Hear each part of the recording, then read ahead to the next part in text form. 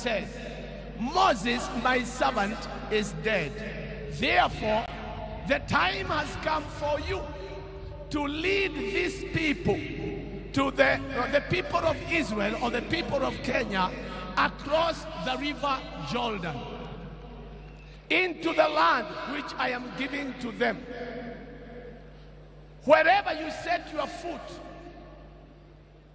that will be land that I have given to them.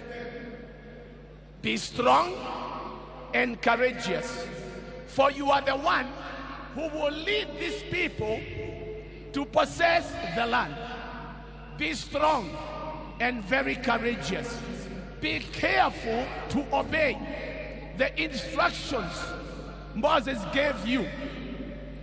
Do not deviate from them, turning either to the right or to the left.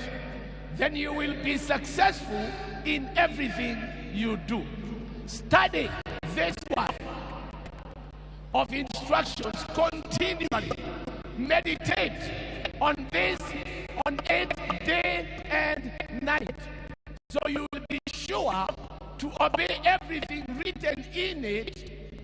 Only then will you prosper and succeed in all you do. And Your Excellency, sir, the first gift that you receive on your inauguration is this Bible that I have read to you.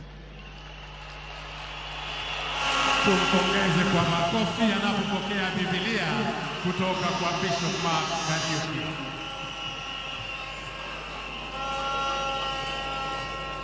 May I now most humbly request Your Excellencies Rachel Ruto, after that one photo,